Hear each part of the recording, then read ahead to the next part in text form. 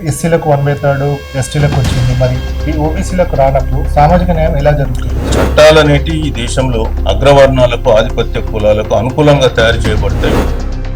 మరి అట్లాంటప్పుడు బీసీలకు ప్రధానమంత్రి ఉన్నప్పుడు ఎందుకు అన్యాయం జరుగుతుంది అనే క్వశ్చన్ కూడా వస్తుంది. మోడీ గారు కూడా మొదట బీసీ గారు.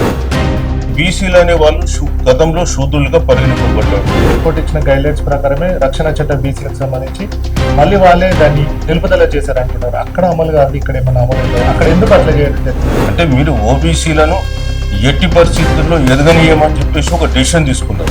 54,30,000 కోట్ల బడ్జెట్లో బీసీలకు ఇచ్చింది. రైతు బంధు కానీ మీరు రైతు బీమా కానీ ఇవన్నీ కూడా బీసీలకు ఉద్దేశించినవి. అప్పుడేమో నిజాం టోపీలు పెట్టుకున్నారు, తర్వాత గాంధీ టోపీలు పెట్టారు. భూమిలో మన కిడ్నీలు మన లివర్ మిగుతారు, అవి కూడా అమ్మేసుకొని సొమ్ము చేసుకుంటారు అగ్రవర్ణాలు. మహిళా రిజర్వేషన్లకు సంబంధించి 33% రిజర్వేషన్లు ఇవ్వాలన్న ఉద్దేశం కొద్దీ నారీ శక్తి వందనం పేరుతో కేంద్ర ప్రభుత్వం బిల్లును 131వ రాజ్యాంగ సవరణ ద్వారా బిల్లును తీసుకురావడం జరుగుతుంది. మరి ఈ బిల్లు ద్వారా ఎవరెవరికి లబ్ధి చేకూరుతుంది అంటే 53% దేశవ్యాప్తంగా 53% ఓబీసీలు వీళ్ళంతా ఉన్నప్పటికీ కూడా మరి రాజ్యాంగబద్ధంగా వారికి హక్కులు వస్తాయా లేదా అనే ఇదే అంశం పైన అంటే మరి మహిళా రిజర్వేషన్ల ద్వారా లబ్ధి ఉందా లేకపోతే అన్యాయం జరుగుతుందా అనే అంశం పైన మనతో పాటు మాట్లాడటానికి రిటైర్డ్ ఐఏఎస్ అలాగే BC intellectual forum chairman Chiranjeevi గారు ఉన్నారు. సార్ నమస్తే సార్. సార్ మహిళా రిజర్వేషన్ బిల్లు తీసుకురావడం జరుగుతుందా సార్? మరి దీంట్లో నిజంగా మహిళా సాధికారత జరుగుతుందా అంటే ఎవరికి న్యాయం నిజంగానైతే న్యాయం జరుగుతుందా? అన్యాయం అయిపోయేవారు కూడా ఉన్నారు ఇందులో. మీరు ఇప్పుడు మహిళా రిజర్వేషన్ గురించి మనం మాట్లాడితే భారతదేశంలో చాలా కాలం నుంచి పెండింగ్లో ఉన్న డిమాండ్లలో మహిళా రిజర్వేషన్ కూడా ఒకటి.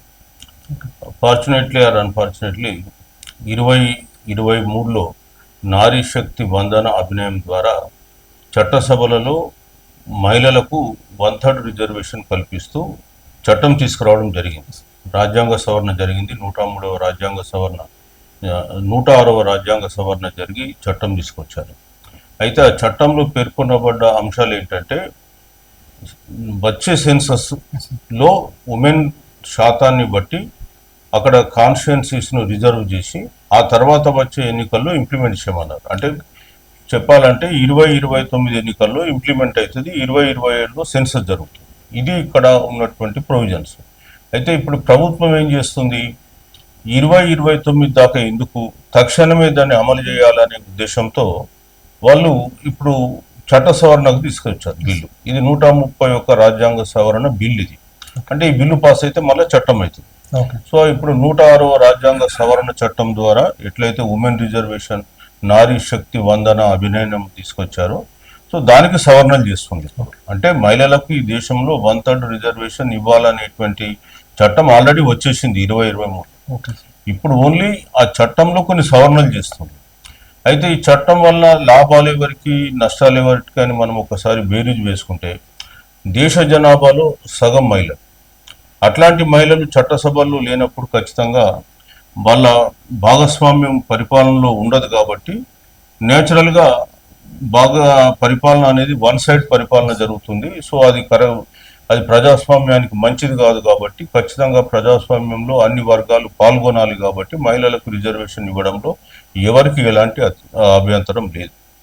అయితే ఇక్కడ వచ్చిన ప్రశ్న అంటే ఏంటంటే ఈ మహిళా రిజర్వేషన్లు అనేటివి మనకివి హారిజాంటల్ రిజర్వేషన్స్ అంటే సమాంతర రిజర్వేషన్, వర్టికల్ రిజర్వేషన్ కాదు. అంటే ఎట్లా ఉంటుందంటే ఈ సమాంతర ఏంటి, మన చాలా మందికి వర్టికల్ ఏంటి హారిజాంటల్ ఏంటి తెలియదు. వర్టికల్ అంటే నిలువుగా అంటాం, హారిజాంటల్ అంటే సమాంతరం అంటాం. ఈ వర్టికల్ రిజర్వేషన్లు అంటే సపోజ్ ఒక 100 పోస్టులు ఉన్నాయి. అందులో ఎస్సీలకు 15%, ఎస్టీలకు 10%, అదేవిధంగా బీసీలకు 27%, మిగతా 50% జనరల్ సీట్లు అనుకున్నాం. ఇప్పుడు మనము హారిజాంటల్ రిజర్వేషన్ ఏంటంటే ఈ 15% ఉన్న దాంట్లో 1/3 రిజర్వేషన్ అంటే 5% అందులో మహిళలకు వెళ్ళిపోతుంది. అట్లనే ఎస్టీలో 10 ఉంటే 3.3 పోతుంది, బీసీలకు 27 ఉంటే 9% పోతుంది, 50లో మళ్ళీ 16.6% పోతుంది. అయితే ఇక్కడ చట్టసభలకు వచ్చేసే వరకు ఏమైందంటే బీసీలకు రిజర్వేషన్లు లేవు. ఎస్సీ ఎస్టీలకు రాజ్యాంగంలో ఇచ్చినటువంటి ఆర్టికల్ 330 అండ్ 332 ద్వారా వాళ్ళకి ఏం చేశారంటే వాళ్ళ జనాభా దామాషా ప్రకారం రిజర్వేషన్లు కల్పించారు. ఓకే. అంటే ఇన్ఫ్యాక్ట్ మొట్టమొదటి దాన్ని 10 సంవత్సరాల కొరికే కల్పించారు. తర్వాత కాలంలో ఎవ్రీ 10 yearsకు మనం రాజ్యాంగ సవరణ చేసి మళ్ళీ ఆ రిజర్వేషన్లు పొడిగిస్తూ ఉన్నాం. కానీ విద్యా ఉద్యోగాల్లో 10 సంవత్సరాలను ఇక్కడ రాయాలి. చాలా మంది మిస్అండర్స్టాండ్ చేసుకుంటారు. ఓకే. సో విద్యా ఉద్యోగాల్లో ఏంటంటే వివక్షత ఎంతకాలం ఉన్నంత కాలం అది కొనసాగుతూనే ఉంటాయి. ఓకే. సో ఓన్లీ ఎలక్టెడ్ చట్టసభలలో మట్టుకే అది ఫస్ట్ 10 years అని పెట్టిండు. తర్వాత రాజ్యాంగ సవరణలు జరుగుతున్నాయి. బీసీలకు వచ్చేసే వరకు అట్లాంటి ప్రొవిజన్ ఏం పెట్టలేదు. ఇవాళ మనం బీసీలకు అసెంబ్లీలో కానీ లేదా లోక్సభకు కానీ మనకి ఎలాంటి రిజర్వేషన్లు లేవు. జనరల్ క్యాండిడేట్స్ పోటీ పడాల్సి వస్తుంది. సో అందువల్ల ఇవాళ పరిస్థితి ఏంటి, తెలంగాణలో 119 అసెంబ్లీ స్థానాలు ఉంటే బీసీలు 20 మంది ఉన్నారు. అందులో మహిళలు ఎంతమంది ఉన్నారు? ఒక్కరే ఉన్నారు. అదేవిధంగా మీరు 17 లోక్సభ స్థానాలు తీసుకుంటే 4 స్థానాలలో మట్టుకే బీసీలు ఉన్నారు, మహిళలు ఎవరు లేరు. ఇప్పుడు ఈ రిజర్వేషన్లు బీసీలకు లేకపోవడంతో వాళ్ళ జనాభా మీరు 53% అన్నారు. అది కేంద్రంలో మనం చూస్తే మండల్ కమిషన్ ఎస్టిమేషన్ ప్రకారం 52%. అది కూడా 1931 లెక్కల మీద ఎస్టిమేట్ చేశారు వాళ్ళు. అంతే తప్ప అది కులగన్న ఇంటింటికి ఇప్పుడు జరిగింది కాదు. ఇప్పుడు జరిపితే ఖచ్చితంగా కేంద్రంలో కూడా బీసీలు ఒక 56 నుంచి 57% వస్తుంది. మన రాష్ట్రంలో మొన్న 2024లో జరిపినటువంటి కులగణన ద్వారా 56.33% బీసీలు లెక్క తెలిచారు. మరి 56.33% లేడీస్ అంటే జనాభాలో బీసీలలో ఒక్క మహిళ అసెంబ్లీలో అడుగుపెట్టింది. అంటే ఈవెన్ ఎస్సీలు ఎస్టీలు ఎక్కువ ఉన్నారు, కానీ బీసీలు తక్కువ. ఇప్పుడు జరగబోయే పరిణామం ఏంటి, మనకు రేపు 180 అసెంబ్లీ స్థానాలు వస్తాయి అనుకుందాం. 179 అని చెప్తున్నారు. సరే 180 అనుకుంటే దాంట్లో 15% అంటే ఎంత? 180లో మనం తీసుకుంటే దాదాపు ఈ 180 సీట్లలో 27 సీట్లు మహిళలకు, ఎస్సీల మహిళలకు వస్తాయి. అందులో 9 మంది ఎస్సీ మహిళలు వస్తారు. ఎస్టీలకు 10 అంటే 18. అంటే 18లో వాళ్ళకు 3 అంటే 6 వస్తారు. అంటే 9, 6, 15 మంది మొత్తం 45 సీట్లు ఎస్సీ ఎస్టీలకు వస్తే అందులో 15 మంది మహిళలు వాళ్ళు వచ్చింది. ఇక పోతే ఓసీలు ఉన్నారు. ఓసీలలో 180లో 45 పోతే 135. ఈ 135లో మనము ఓసీ మహిళలకు తీసుకుంటే 45 పోతాయి. పోతే జనరల్ కేటగిరీ 90. ఇప్పుడు ఈ 90లలో మనం బీసీలు మహిళలు పోటీ చేయాలి, మగవాళ్ళు పోటీ చేయాలి. ఇప్పుడు ఏమైతుంది, ఆ 45లో కూడా మహిళలు పోటీ చేయొచ్చు జనరల్ దాంట్లో, కానీ వీళ్ళకి ఆ స్థానం ఎక్కడిది? ఆ 45లో ఇప్పుడు మనం చూస్తున్నాం 119లో ఒకరు వచ్చిండ్రు. ఇప్పుడు 119లో కూడా ఇప్పుడు ఉన్నటువంటి దాంట్లో ఎస్సీ ఎస్టీ రిజర్వేషన్ 20% తీసేస్తే 80 దాదాపు వాళ్ళ 15 + 10 25% అంటే 120లో మనకు 30 సీట్లు పోతే దాదాపు 80 సీట్లు ఉన్నాయి. ఎక్కువ ఉంటాయి, 90 సీట్లు ఉంటాయి. ఈ 90 సీట్లలో బీసీ మహిళలు ఎందరో వచ్చింది? ఒకరే వచ్చింది. కాబట్టి 40 సీట్లలో మీకు మహిళా రిజర్వేషన్ ఉన్న దాంట్లో కూడా మహా అంటే ఇంకో 2-3 పెరుగుతారు తప్ప ఇంకా ఉపయోగం లేదు. ఇంకా జనరల్లో కూడా అంతే ఉంటుంది. కాబట్టి ఇది బీసీలకు ఉపయోగపడేటువంటి చట్టం కాదు. మేము మొదటి నుంచి కోరుతున్నాం ఏంటి, మీరు రిజర్వేషన్లు మహిళలకు ఇవ్వడం సమంజసమే, కానీ బీసీ మహిళలు కూడా అందులో ఇంక్లూడ్ చేయండి. అంటే బీసీ మహిళలకు రావాలంటే మొదలు మీరు బీసీ జనరల్ ఇవ్వండి. బీసీ జనరల్ అంటే బీసీలో ఉన్నటువంటి ఆడమగ అందరికీ వచ్చే రిజర్వేషన్ మీరు వర్టికల్ రిజర్వేషన్ ఇస్తే ఆటోమేటిక్గా 1/3 హారిజాంటల్ రిజర్వేషన్ ఉమెన్కి వస్తుంది. కాబట్టి మేము కోరేది ఏంటంటే మీరు బీసీలకు రిజర్వేషన్లు ఇవ్వకుండా ఈ దేశంలో బీసీలను జనరల్తో మీరు కలిపితే అది తీరని అన్యాయం బీసీలకు చేసినట్టే. ఎందుకంటే బీసీలు అనే వాళ్ళు గతంలో శూద్రులుగా పరిగణింపబడ్డటువంటి వాళ్ళు, వేల సంవత్సరాలుగా కుల వివక్షతను ఎదుర్కొన్న వాళ్ళు, సమాజంలో అణచివేయబడ్డ వర్గాలు. ఇవాళ మనం ఎస్సీ ఎస్టీలకు ఎందుకు ఇస్తున్నాం రిజర్వేషన్లు? వాళ్ళు అణచివేయబడ్డారు, దోపిడీ గురి కాబడ్డారు, వివక్షతకు గురి కాబడ్డారని వాళ్ళకు మనం ఇస్తున్నాం. సేమ్ థింగ్ బీసీలు కూడా అంతే కదా. సో సేమ్ వీళ్ళు కూడా గురి కాబడ్డారు. కాబట్టి మనం కోరేది ఏంటంటే బీసీలను మీరు జనరల్ కేటగిరీతో సమానం చేయడం అనేది ఈ దేశంలో మొదటి నుంచి జరుగుతున్నటువంటి అన్యాయం. రాజ్యాంగమే బీసీలకు అన్యాయం చేసింది. 1950లో బ్యాక్వర్డ్ క్లాసెస్ అనే పదాన్ని వాడి ఎవరి బ్యాక్వర్డ్ క్లాసెస్ అనే దాన్ని గుర్తించడానికి కోర్టులకు 45 సంవత్సరాలు పట్టింది. ఈ 45 సంవత్సరాల్లో ఈ దేశంలో క్రియేట్ కాబట్టినటువంటి ఉద్యోగాలు కానీ అదేవిధంగా అనేక రంగాలలో బీసీలకు వాళ్ళకు న్యాయబద్ధమైన వాటా దక్కకపోవడంతో వాళ్ళు ఇవాళ పూర్తిగా ఈ దేశంలో వెనుకబడ్డారు. మీరు నిన్న మన తెలంగాణ రాష్ట్ర ప్రభుత్వం రిలీజ్ చేసిన సిపెక్ సర్వేలో కూడా చూస్తే బీసీలు ఎంత వెనుకబాటుపడినారో ఖచ్చితంగా మన కళ్ళకు కట్టినట్టు కనిపిస్తుంది. అందుకే మేము చెప్పేది ఏంటంటే మొదలు మీరు బీసీలకు చట్టసభల్లో రిజర్వేషన్లు ఇవ్వండి. ప్రతి 10 సంవత్సరాలకు మీరు ఎస్సీ ఎస్టీలకు రాజ్యాంగ సవరణ చేసి జనాభా దామాషా ప్రకారం రిజర్వేషన్ ఇస్తున్నారు కదా, మరి మాకు కూడా ఒక రాజ్యాంగ సవరణ చేసి వాళ్ళ కోట్లు 50% సీలింగ్ పెట్టినాయి. మాకు విద్యా ఉద్యోగాలలో ఇవ్వాలంటే ఎస్సీ ఎస్టీలకు జనాభా దామాషా ప్రకారం ఇచ్చి మిగిలింది మాత్రమే బీసీలకు ఇవ్వమన్నారు. పోనీ ఆ విధంగానే మాకు ఎంతో కొంత న్యాయం చేసిన వాళ్ళం అవుతారు కదా, అది ఎందుకు చేయరు? లోకల్ బాడీస్ లో కూడా మీరు 50% సీలింగ్ దాటినివ్వాలి. లోకల్ బాడీస్ విద్యగా ఉద్యోగాలు కావు, దాంట్లో కూడా బీసీలకు 50% అంటే లోపటినే మీరు ఇచ్చిండ్రు. మరి చట్టసభలలో ఇవ్వడం మీకు వచ్చే నష్టం ఏంటి సార్? అంటే ఫస్ట్ నుంచి కూడా బీసీలను అణగదొక్కాలనే ఒక కుట్ర జరుగుతూ ఉందా? అలాగే ఇప్పుడు 33%లో సబ్ కోటా ఇవ్వకపోవడం వల్ల ఎస్సీలకు 1/3 ఎస్టీలకు వచ్చింది, మరి ఓబీసీలకు రానప్పుడు సామాజిక న్యాయం ఎలా జరుగుతుంది? సామాజిక న్యాయం అనేది బీసీలకు అందరి ద్రాక్ష పండు ఈ దేశంలో. వాస్తవం చెప్పాలంటే సామాజిక న్యాయాన్ని కూని చేసినారు ఈ దేశంలో. బీసీలను మొదటి నుంచి కూడా అణిచివేసింది. అంబేద్కర్ గారి పుణ్యమా ఇతర ఉద్యమాల పుణ్యమా ఎస్సీ ఎస్టీలకు ఈ దేశంలో వాళ్ళ జనాభా దామాషా ప్రకారం అన్ని రంగాల్లో వాళ్ళకు రిజర్వేషన్ కల్పించబడ్డది. అది విద్యలో కావచ్చు, ఉద్యోగాలలో కావచ్చు, చట్టసభలలో కావచ్చు. అదేవిధంగా మీరు తీసుకున్నట్టయితే వాళ్ళకు సామాజిక రక్షణ చట్టాలు కావచ్చు, ప్రమోషన్లలో ఉద్యోగాలలో ప్రమోషన్లలో కావచ్చు, ఇట్లా చాలా రంగాలలో ఉన్నాయి. కానీ బీసీలకు అట్లాంటిది ఏం లేదు. బీసీలలో కూడా కొన్ని కులాలు ఇవాళ మన సిపెక్ సర్వేలో వాళ్ళు కాంపోజిట్ బ్యాక్వర్డ్ ఇండెక్స్ అని తీసుకొచ్చినారు. వాళ్ళకంటే కూడా చాలా అసలు కొన్ని కులాలు ఎస్సీ ఎస్టీ కులాల కంటే కూడా వెనుకబడి ఉన్నట్టు మన కాంపోజిట్ బ్యాక్వర్డ్ ఇండెక్స్ లో కనిపిస్తున్నాయి. అంటే నేను చెప్తున్నా ఏంటంటే మరి ఇది ఈ దౌర్భాగ్యం. అందుకనే మరి మీరు బీసీలకు కూడా న్యాయం అందాలనుకుంటే, సామాజిక న్యాయం కల్పించాలనుకుంటే రిజర్వేషన్లు వీళ్ళకి ఇవ్వండి.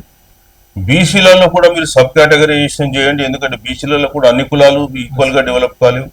అత్యంత వెనుకబడ్డ కులాలు బీసీలలో ఉన్నాయి, కొంత అభివృద్ధి చెందిన కులాలకు ఉన్నాయి. కాబట్టి మీరు దీన్ని కూడా సబ్ కేటగరైజేషన్ చేసి అందరికీ సామాజిక న్యాయం అందేలాగా చూడాలని చెప్తున్నాం సార్. అలాగే చాలా కమిటీలు కూడా సిఫార్సులు చేసినాయి గతంలో, గీతా ముఖర్జీ కమిటీ అని చెప్పేసి. అంటే కొంతమంది అట్లా దానిపైన రీసెర్చ్ చేశాయి, ఇట్లా ఇవ్వాలి కంపల్సరీగా మహిళలకు అన్నారు. కానీ ఆ కమిటీలను కూడా పట్టించుకోకపోవడం అనేది ఏమనుకోవచ్చు దాన్ని బట్టి? గీతా ముఖర్జీ కమిటీ 1996లో ఓబీసీ మహిళలకు కూడా రిజర్వేషన్ ఇవ్వాలని చెప్పి అట్లనే 2008లో జయంతి నటరాజన్ కమిటీ కూడా చెప్పారు. అయినప్పటికీ కూడా కేంద్రంలో ఉన్నటువంటి ప్రభుత్వము ఓబీసీలకు రిజర్వేషన్లు ఇవ్వద్దు అనేటువంటి ఒక కంకణం కట్టుకున్నారు. వాళ్ళు కులగణనకు మేము వ్యతిరేకమని చెప్పి సుప్రీంకోర్టులో అఫిడవిట్ ఇస్తారు. తర్వాత ప్రెషర్కు మార్చుకుని మేము చేస్తామంటారు. మళ్ళీ ఫేజ్ 1 ఇప్పుడు ఏదైతే హౌస్ లిస్టింగ్ ఆపరేషన్ జరుగుతుందో దాంట్లో మళ్ళా ఓబీసీ కాలం పెట్టారు. మా తెలంగాణ స్టేట్ నుంచి పోయినటువంటి 42% రిజర్వేషన్ బిల్లు 9వ షెడ్యూల్లో పెట్టాల్సింది గత 1 ఇయర్ నుంచి పెండింగ్ లో పెట్టుకున్నారు. అడగకన్నా మొదలు ఈ మహిళా రిజర్వేషన్లు సవరణలు తీసుకురావడానికి మళ్ళీ ఒక చట్టం తీసుకొచ్చి స్పెషల్ పార్లమెంట్ సెషన్స్ 3 days ఏర్పాటు చేశారు. దీన్ని ఎట్లా అర్థం చేసుకోవాలి మనం? అంటే మీరు ఓబీసీలను ఎట్టి పరిస్థితుల్లో ఎదగనీయమని చెప్పేసి ఒక డెసిషన్ తీసుకున్నారు. మీరు జనరల్ కేటగిరీలోనే రండి. ఎట్లా వస్తామండి? 1000 సంవత్సరాల నుంచి అణచివేయబడ్డ ఈ వర్గాలు 1000 సంవత్సరాల నుంచి మీరు డెవలప్ అయిన వర్గాలతో సమానంగా పోటీ ఎట్లా పడతాము, ఎట్లా మేము నెగ్గుతాం? అందుకని కదా ఇవాళ మా పార్లమెంట్లో అసెంబ్లీలో మా స్థానాలు మీరే లెక్క పెట్టుకోండి. ఆ విషయం కూడా తెలిసి కూడా మీరు మళ్ళీ బీసీలను మీరు జనరల్ కోటాలో అందరితో సమానంగా రండి అంటే దాని అర్థం ఏంటి? మీరు ఇవ్వమనే కదా. సరే ఇవ్వకండి, ప్రజలు రేపు రాబోయే ఎన్నికల్లో తెలుసుకుంటారు. ఇప్పటి వరకు జరిగిన ఎన్నికలు ఒక ఎత్తు, ఇప్పుడు రాబోయే కాలంలో జరిగే ఎన్నికలు ఒక ఎత్తు. సార్ అలాగే ప్రధానమంత్రి మోడీ బీసీ అని చెప్పేసి అంటారు. నిన్న కూడా చూసుకున్నట్టయితే ఎవరికి కూడా అన్యాయం జరగని అని అంటారు. అట్లాంటప్పుడు బీసీలకు ప్రధానమంత్రి ఉన్నప్పుడు ఎందుకు అన్యాయం జరుగుతుంది అనే క్వశ్చన్ కూడా వస్తుంది. ప్రధానమంత్రి అన్ని నిర్ణయాలు తీసుకోరు. వాళ్ళకు కూడా కొన్ని Limitation. హై కమాండ్స్ ఉంటాయి, కొన్ని లిమిటేషన్ కాదు హై కమాండ్స్ ఉంటాయి. సో వాళ్ళ డిసిషన్స్ వీళ్ళు ఇంప్లిమెంట్ చేస్తారు తప్ప వీళ్ళకంటూ స్వతంత్ర నిర్ణయాలు ఉంటాయని నేను అనుకోను. ఒకటి. Okay sir. రెండవది ఏంటంటే మోడీ గారు కూడా మొదట బీసీ గారు. మీకు వాస్తవం చెప్పాల్సిందంటే నెహ్రూ గారు 1961లో బీసీలతో మాకు సంబంధం లేదు, మీరే బీసీలను గుర్తించి న్యాయం చేసుకోండి అని చెప్పేసి అన్ని రాష్ట్రాలకు లేఖలు రాశారు. ఓకే. రాసిన తర్వాత రాష్ట్రాలు ఏ రాష్ట్రంకి ఆ రాష్ట్రం కొన్ని కమిషన్లు వేసి బీసీలను కులాలను గుర్తించింది. Okay sir. సో మన రాష్ట్రంలో కూడా చివర అనంతరామన్ కమిషన్ అట్లా 1970లో మనకు రిపోర్ట్ ఇచ్చింది. Okay sir. అట్లనే గుజరాత్లో బక్షి కమిషన్ అని వేశారు 73లో. సో ఆ బక్షి కమిషన్ చేసిన రిపోర్ట్లో మోడీ గారి కులం ఏదైతే ఉందో అది బీసీ కులాలలో రాలే. ఓకే.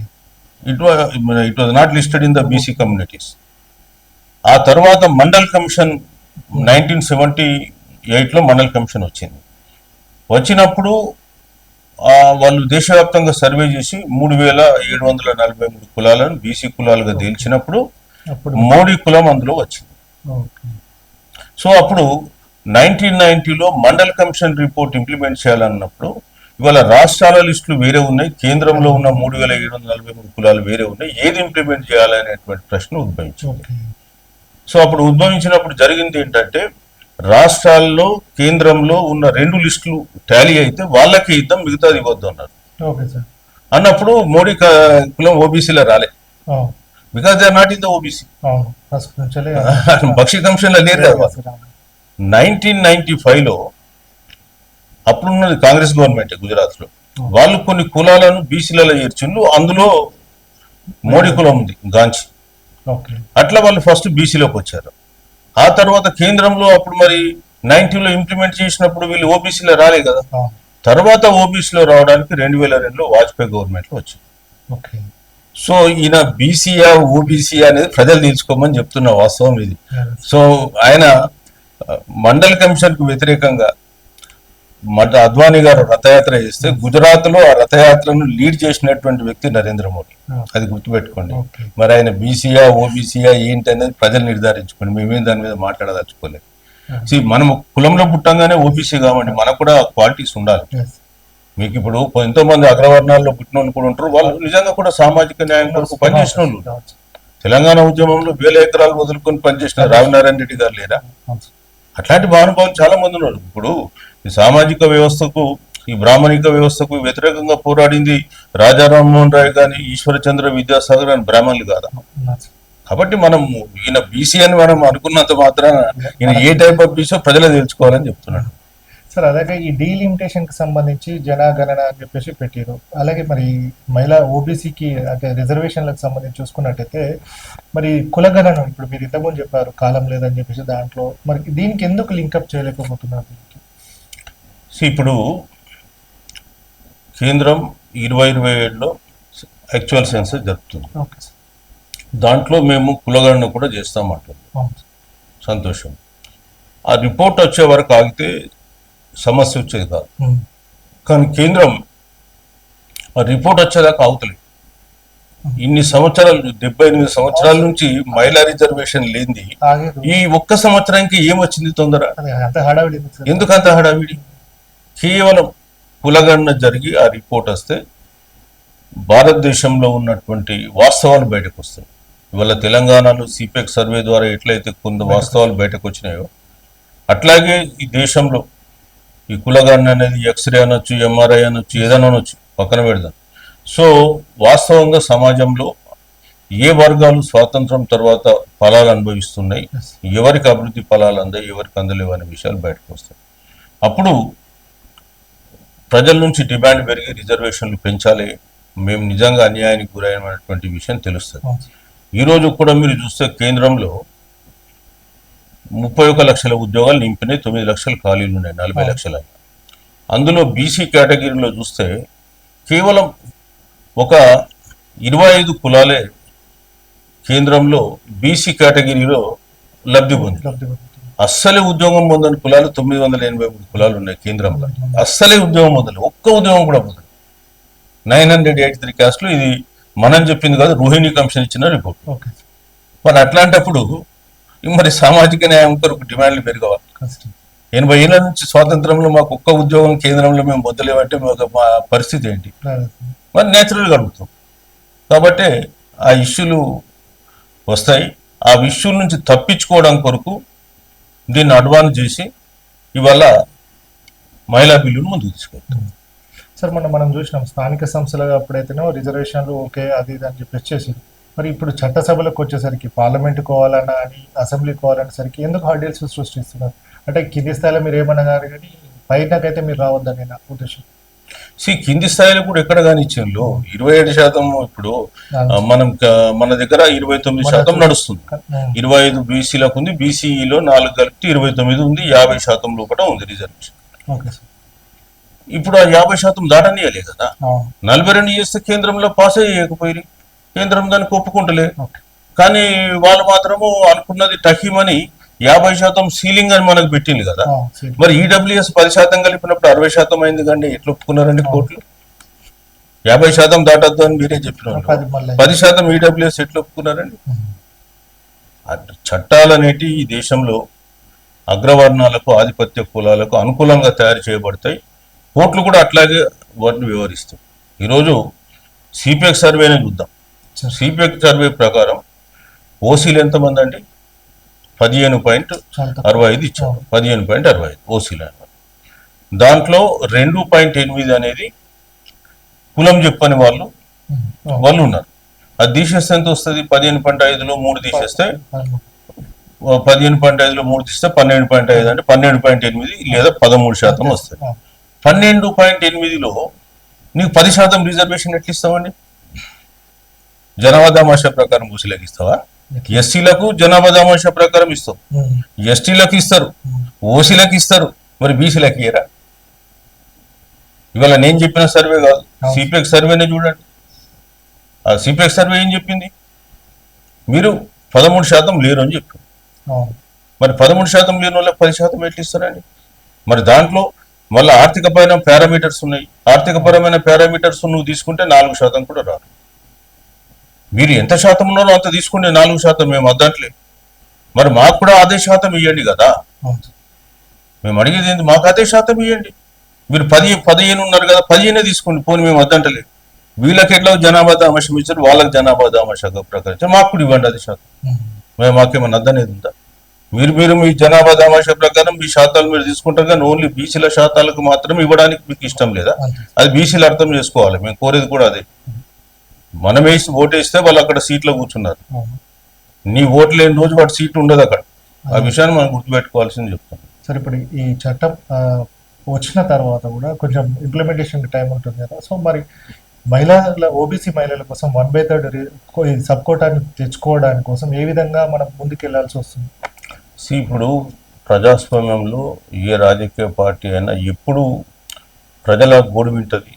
అదొక ఉద్యమ రూపంలో అది ప్రభుత్వాన్ని తాకినప్పుడు, ఆ వేడి తాకినప్పుడు.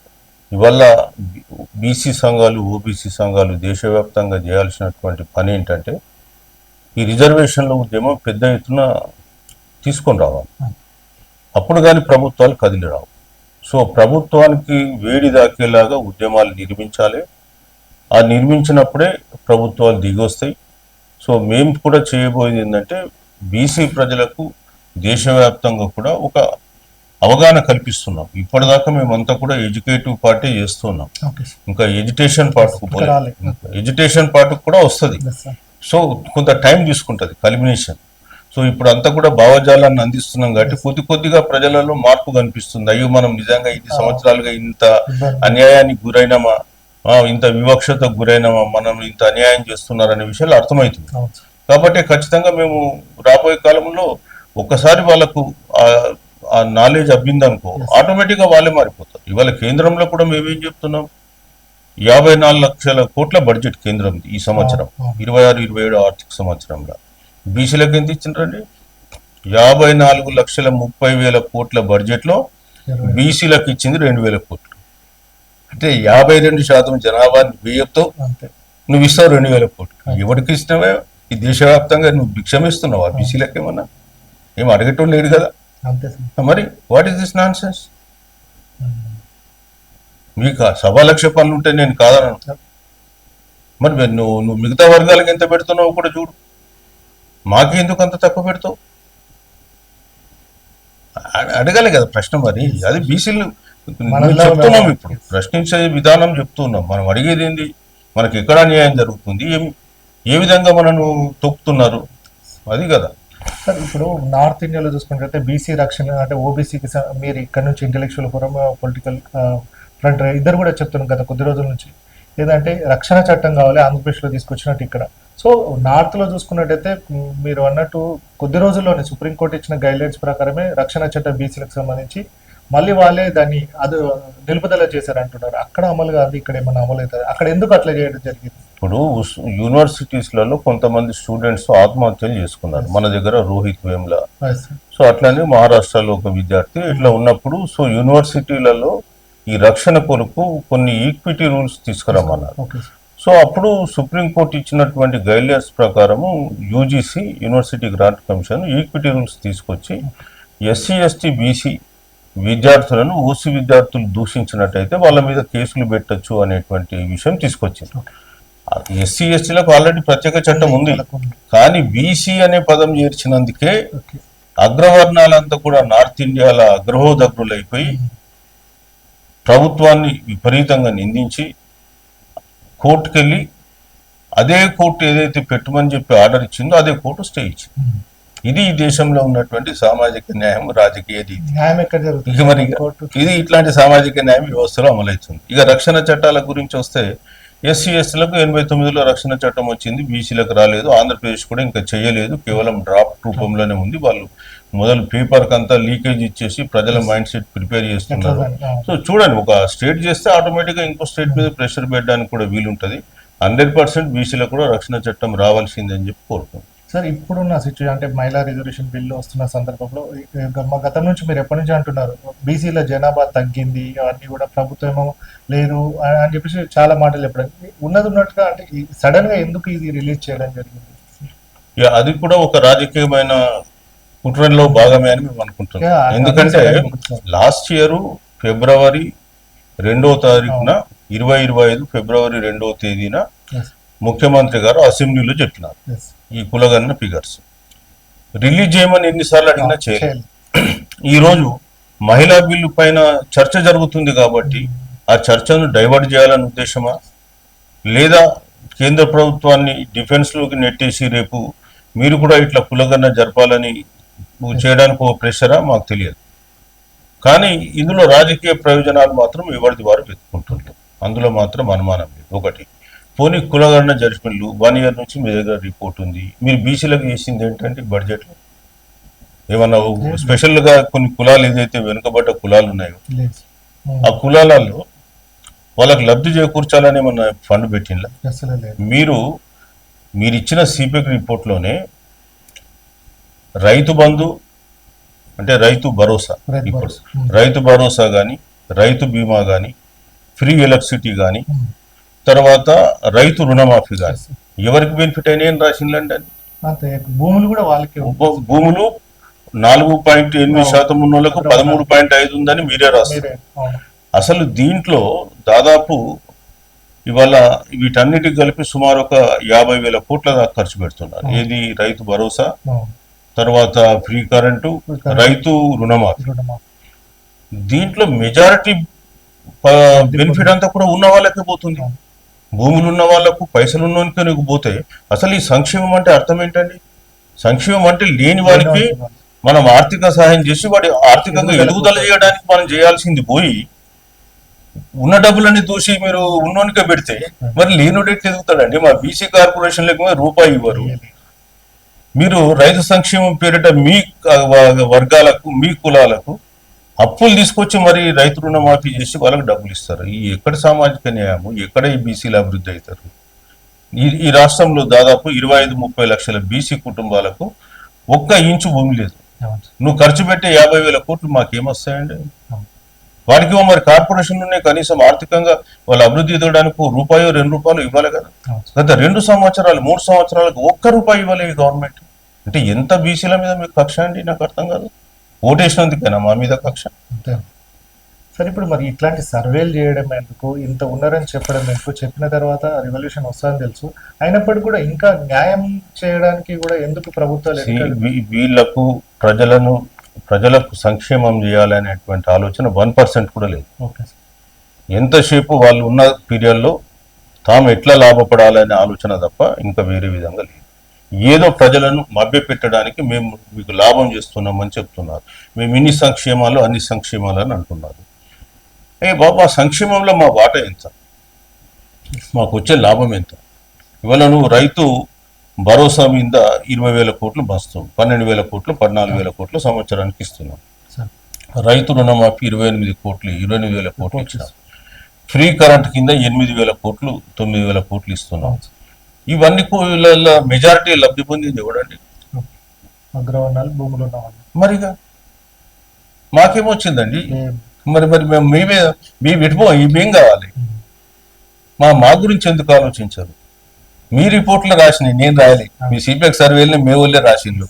భూములు ఉన్న వాళ్ళు లబ్ధి పొందిళ్ళు, ఇట్లా అగ్రవర్ణాల వాళ్ళే లబ్ధి పొందిళ్ళు అని మేము మొదటి నుంచి చెప్తున్నాం కదా.